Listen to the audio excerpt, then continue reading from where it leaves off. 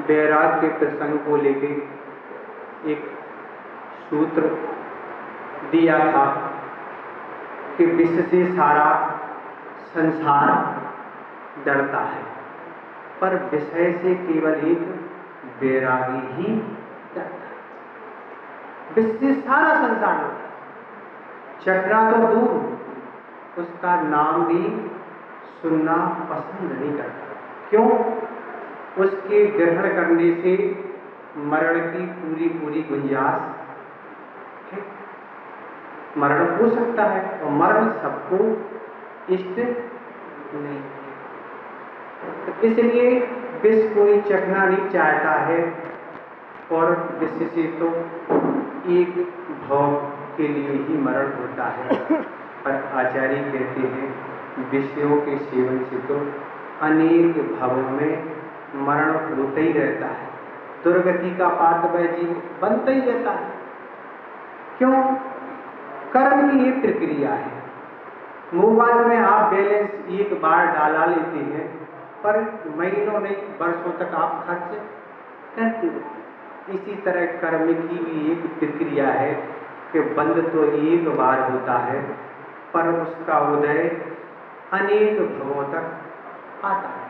आज का प्रसंग पारसनाथ भगवान से जुड़ा हुआ है।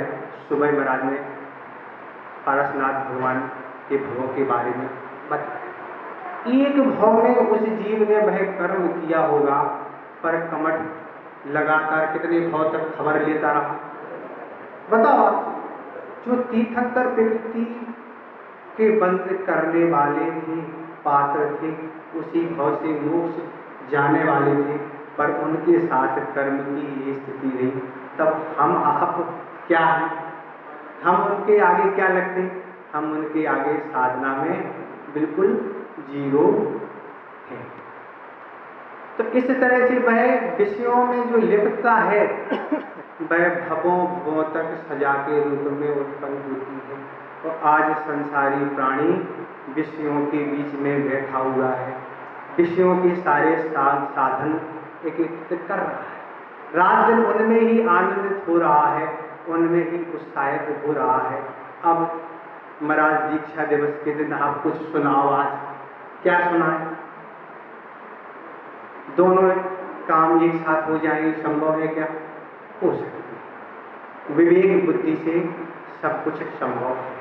अगर हम करेंगे, इस ओर भी बढ़ेंगे और इस ओर हटेंगे, तो क्या होगा?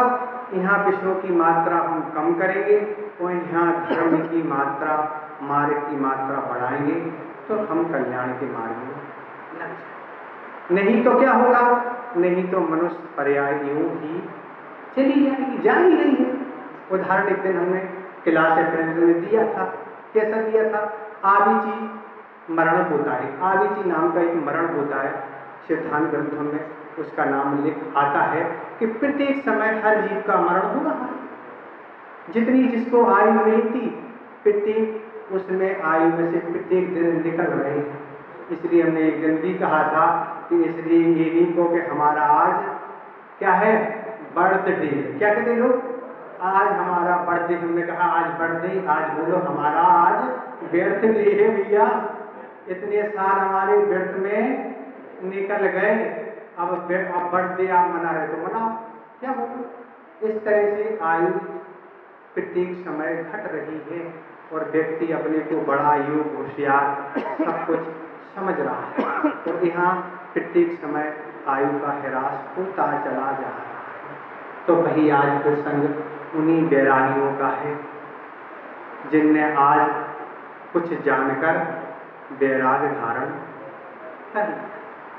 ये तो सब गुरुदेव का प्रभाव है। गुरुदेव का अनेक जगह चातुर्मास हुए, बाहुलता से तो वैसे क्षेत्रों पर ही हुए। अनेक नगरों में आचार्य महाराज का प्रवास रहा, और भी वाचना आदि हुई, और आर्का संघ, मुनि संघों का प्रवास चातुर्मास हुआ।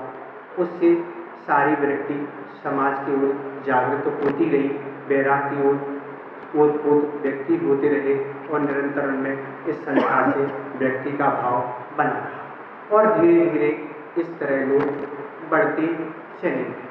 और बढ़ते बढ़ते ऐसे प्रसंग घटित हुए कि अपने बैराग को दृढ़ करते हुए गुरुदेव के चरणों में पहुंच जाते हैं और निवेदन कर देते हैं, गुरुदेव अब संसार की हालत देख ली है, अब तो आप जैसा बनना है। तब गुरुदेव बार बार परीक्षा करके धीरे धीरे वृत्त की भावना से 2 साल 3 साल और धीरे धीरे आजीवन वृत्त दे देते, जिसको जैसा होता है उसको मिल जाता है। ऐसे लोग जुड़ते चले जाते हैं, समाजों में परिवर्तन होता चला जाता है, जिस जो लाभ उठा सकते वह लाभ उठा। तो धीरे धीरे वह ब्रह्मचारी वृत्त होकर घर आना जाना होता है, प्रार्थना होती है, दीक्षा के लिए बार बार निवेदन किया गया और करते करते फिर एक दिन आचार्य महाराज ने मन बना लिया कि अब ब्रह्मचारियों की भर्ती करना है। वह स्थल बीनावाड़ा क्षेत्र था। 2000 की बात थी, दिसंबर और जनवरी का माह था। 2000 का लास्ट दिसंबर और जनवरी हो सकती है 2001 की। आचार्य महाराज बीनावाड़ा क्षेत्र पर विराजमान थे। धीरे धीरे भर्ती प्रारंभ हो गई, ड्रेस नियुक्त कर दी गई कि एक चोटी तुम्हें रखना है, एक टोपी लगाना है, कुर्ता पहनना है, धोती पहनना है। इस ड्रेस में उन ब्रह्मचारियों को रखा गया। उनका स्वाध्याय प्रारंभ हो गया। आचार्य महाराज सुबह सुबह बीनावाड़ा क्षेत्र पर ब्रह्मचारी लोग, हम लोग नहीं रहते थे। आचार्य भक्ति के बाद हम लोग तो बाहर हो जाते थे। इन ब्रह्मचारी गणों को आचार्य महाराज विशेष अपने चिंतन के बिंदु देते थे और भी स्वाध्याय संबंधी चर्चाएं होती थी, साधना संबंधी बिंदु बताते थे। सब कुछ जो भी एक होना चाहिए आवश्यक प्रारंभ रूप में, वह सारी चीजें आचार्य महाराज घंटों घंटों देते थे। और क्रम से ऐसी ब्रह्मचारियों की भर्ती प्रारंभ हो गई। और बैराग तो है, पर माता पिता भी, कुछ भाइयों के तो माता पिता भी क्या है, चक्कर आने लगे। और एक ब्रह्मचारी के तो पिताजी को चक्कर ही चूंकि नहीं सुना था कि ऐसा एक व्यक्ति का माहौल हमारा पुत्र धारण कर ले, पर संभाला। आचार्य महाराज संभालने में तो बहुत कुशल है। इस तरह निरंतर वृद्धि होती गई।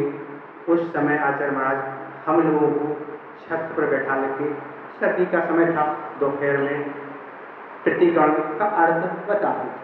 प्रतिगण ग्रंथ ही एक टीका है, वो पढ़ाते थे। तभी किसी महाराज ने कहा, आचार्य महाराज कितनी भर्ती आप करते जाओगे, संभालेगा कौन इनको, कितनी भर्ती बढ़ती जा रही है। तो आचार्य महाराज ने कहा, आप लोग क्या करोगे, आप लोगों को संभालना है।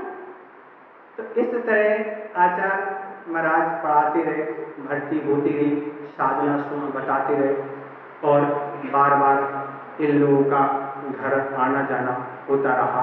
चातुर्मास में आचार्य महाराज बुला लेते थे और चातुर्मास के बाद घर भेजते। संकेत देके ये साल चलता रहा। कई बार आचार्य महाराज का इस तरह विचार बना दीक्षा देने का, पर योग संयोग नहीं बन सका। अमरकंटक में विचार बना होगा और रामटेक में भी विचार बना। तिलवारा घाट 2001 में चतुर्मास हुआ था होगा, तो उस समय भी विचार बना होगा, पर विचार क्या है, पूर्ण रूप नहीं ले सका और दीक्षा नहीं हो सकी। अब तिलवारा घाट में आचार्य महाराज का 2004 का चतुर्मास प्रारंभ हुआ। पर आचार्य महाराज अपनी प्लानिंग बताते नहीं किसी को कि क्या प्लानिंग है, पर प्लानिंग अंदर से रहती थी। और 2004 में चतुर्मास 4.5 महीने का था। उस समय 2 सावन थे, बारिश अच्छी हो रही थी। और आचार्य महाराज जब जाते थे तो हाँ, कमेटी वाले स्थायी टीन शेड बना रहे। तो आचार्य महाराज पूछते थे ये कब तक तैयार होगा। हम एक बार दो बार दर्शन करने गए साथ में, हम समझते थे इनकी कोई प्लानिंग चल रही है, कब तक होगा ये। अच्छा, ठीक होने वाला है, प्लानिंग तो थी, दीक्षा देना है, और इस तरह आचार्य महाराज ने एक दिन मन बना लिया। दोपहर में हम लोगों को स्वाध्याय कराने के बाद महाराज लोगों को बुलाया और उनको भाव बता दिया कि दीक्षा का हम भाव बना। ये जानकारी धीरे धीरे फैल गई और ब्रह्मचारियों का आना और जुड़ना हो गया, सबका निवेदन जारी था और इस तरह निश्चित हो गया कि यह दीक्षा शायद 21 अगस्त होगी, 21 अगस्त का दिन होगा। तो आचार्य श्री ने कहा नेमिनाथ भगवान का जन्म कल्याणक और तप कल्याणक है, उस दिन दीक्षा लगभग 3 दिन पहले ही ये जानकारी लगी होगी और आचार्य ने कहा उस दिन दीक्षा करने का भाव। तब कुछ ब्रह्मचारी गण जिनकी दीक्षा होना थी उनके लिए आचार्य महाराज कल मोक्ष, अगले दिन ही मोक्ष सप्तमी का दिन है, उस दिन हो जाए तो अच्छा। नहीं, नेमिनाथ भगवान के तप कल्याणक को याद रखो, बस इससे ज्यादा तो चलता है कि वहां कोई। और पक्का हो गया, दीक्षा की भर्ती भी अब प्रारंभ हो गई, सबके इंटरव्यू होने लगे और धीरे धीरे वह दिवस भी आ गया जिस दिन दीक्षा होना थी। बारिश तो घनघोर घटा छाए हुए थे, भीड़ का तो कोई अता पता नहीं था, कहाँ छोर है। अपन को तो छोर अभी तक दिखाई उस समय नहीं दिखा कि कहाँ तक ये भीड़ इकट्ठी है। बारिश खूब देर तक बरस रही थी। इस तरह दीक्षा प्रारंभ हुई और दीक्षाएं अच्छी तरह से 25 दीक्षाएं संपन्न। तो संभालने में तो आचार्य महाराज बहुत चतुर हैं। कैसे चतुर हैं? तो अब संस्मरण की श्रृंखला प्रारंभ हो रही है। संस्मरण भी सुनाया नहीं, बीच में सुनाना था पर सुना दे। आचार्य महाराज कैसे संभालते हैं शिष्यों को? संभालने में तो बड़े चतुर हैं। ज्ञान सागर महाराज भी चतुर थे पर उनकी चतुर ही उनके शिष्य हैं। तो किसी ने यही कहा था कि गुरुदेव आपने तो अनेकों शिष्य बनाए हैं पर ज्ञान सागर महाराज जैसा एक भी शिष्य नहीं बना पाया। आप भली सैकड़ों नहीं हजारों बना देना पर ज्ञान सागर जैसा एक भी आप नहीं बना पाया। अर्थात क्या? ज्ञान सागर महाराज ने जैसा विद्यासागर बनाया था वैसा विद्यासागर अभी तक एक नहीं बना और बन भी नहीं पाएगा। बनने की कोई उम्मीद नहीं है। उनकी चर्या अलग है, वे तो जानते हैं। जो क्लास में संस्मरण सुनते हैं उन्हें पता है कि गुरुदेव कैसे चमत्कारी बाबा है, वो कितने बड़े वह साधक हैं। वह तो समय समय पर संस्मरण मिलेंगे। अभी तो प्रासंगिक जो संस्मरण है वो हम आपको सुना। एक चुल्लक जी थे संघ में और उनका भाव बार बार मन में ये विचार आता था, मैं मुनि नहीं बन पाऊंगा। ये बार बार विचार आता, मैं मुनि नहीं बन पाऊंगा और बन जाऊंगा तो इस मुनि पद का निर्वाह नहीं करूंगा। रुक रुक के 1 महीने लगातार यह विचार चलता रहा। आखिर कब तक यह विचार सही हो? इतनी बड़ी वेदना। और एक दिन गुरुदेव के समक्ष पहुंचे, नमोस्तु करके अपनी वेदना को प्रकट किया। गुरुदेव 1 महीने से ऐसा ऐसा विचार हमारे मन में आ रहा है और हमें बहुत पीड़ा है। गुरुदेव ने तुरंत उनके सिर पर हाथ रख दिया, फिर पिच्ची लगा दी। कोई चिंता की बात नहीं। गुरुदेव तो उनको सहज से बोलते, कोई चिंता की बात नहीं, कोई घबराने की बात नहीं। तुम मुनि जरूर बनोगे और मुनि नहीं, एक तुम श्रेष्ठ मुनि बनोगे, कोई चिंता की बात नहीं। और आज से हमारे पास तुम्हें सोना है, कोई विकल्प नहीं। आज से बस हमारे बाजू में ही सोना है। और उस दिन वह सोई नहीं और रात में विचार बदल गया कि अब हमें मुनि बनना है और श्रेष्ठ मुनि बनना है। उनकी मुनि दीक्षा हो गई और वह आज श्रेष्ठ मुनि के रूप में आज आपके सामने। तो गुरुओं के मंत्र की एक प्रभाव है, ये उनके सब चुटकियों के काम है। अपन को बहुत कठिन से लगते हैं पर तो उनके पास तो मंत्र बहुत सारे रखी हुई है। कहाँ से? ज्ञान सागर बहुत सारे बना के दे रहे हैं। एक तो फेल उनके मंत्र होते ही नहीं कोई, अगर फेल हो जाए ये दूसरा लगा देना। ऐसे उनके पास ढेरों मंत्र हैं क्योंकि आचार्य ज्ञान सागर महाराज बहुत बड़े जोशी थे और जोशी के साथ वह एक श्रेष्ठ आचार्य के रूप में हम समाज के सामने आए। तो ऐसे ही गुरुदेव हैं।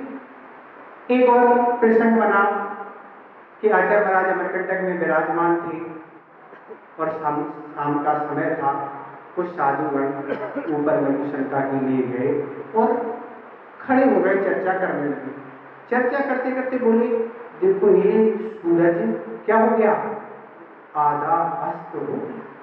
देखो आधा, देखो आधा अस्त हो गया और आधा अब देखो हो सकता अस्त भी हो जाए।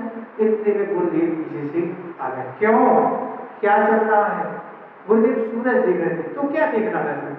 आचार्य जी हम लोग ये सोच रहे थे कि ये सूरज आधा अस्त हो गया, ऐसा आधा भी अस्त होने वाला है। आचार्य महाराज बोली, वैसे ऐसे अपना जीवन है, आधा तो अस्त हो गया और आधा अस्त होने वाला है। इसलिए अपने बैराग को अच्छा मजबूत बनाओ, बैराग रहित मरण नहीं होना चाहिए। अच्छी मजबूती के साथ इन व्रतों का पालन करो। तो ये तो चुटकियों में भी बातें बता देते जो अपन वर्षों चिंतन के माध्यम से सोच नहीं पाते। ऐसी उनकी साधना है और ऐसी साधना के माध्यम से व्यक्ति उनसे जुड़ जाते हैं।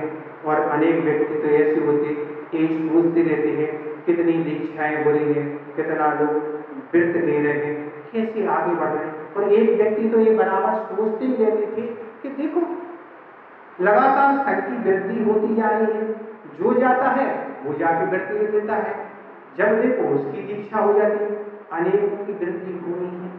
इस तरह अनेक लोग पढ़े लिखे हैं, घर से संपन्न हैं, विवेकमान है, बुद्धिशाली है, फिर इस संसार माल को छोड़ के इस दीक्षा को अपना रहे हैं। कारण क्या है? अब कारण उत्तर कौन थे?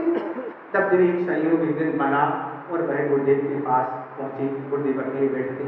आचार्य महाराज आप तो उस चुंबक के समान हो कि कोई भी लोहे का कण आता है और चुंबक तुरंत उसको खींच लेती है, रहने नहीं देती है। आप तो उस चुंबक की तरह जो है वो आपके पास आता नहीं, दर्शन नहीं करता, आप पे ही हो जाता है। कौन सी आपकी कला है? गुरुदेव ने कहा, अपनी चुंबक अलग प्रकार की है। अपनी चुंबक उसी को खींचती है जो हमारी परिधि में रहता है। हम हर किसी आदमी को नहीं खींचते, जो हमारे काम की गाड़ी होती है, अर्थात जो बैरागी व्यक्ति होता है, हम उसी को खींच लेते हैं और अपना बना के उसका मोक्ष मार्ग प्रशस्त कर देते हैं। तो ये गुरुदेव की महिमा है। अब उनको महाराज का सुनना, हमने तो खूब सारा आपको सुना दिया कि महाराज कैसे 25 महाराज इस मुनिगण के रूप में धारण आपके सामने है, अपनी साधना कर रहे हैं। इनका आगामी जीवन जल्दी से जल्दी सुंदर बने और हमसे पहले ही सिद्ध बन जाए, यही हमारी भावना है। अहिंसा परमो धर्म की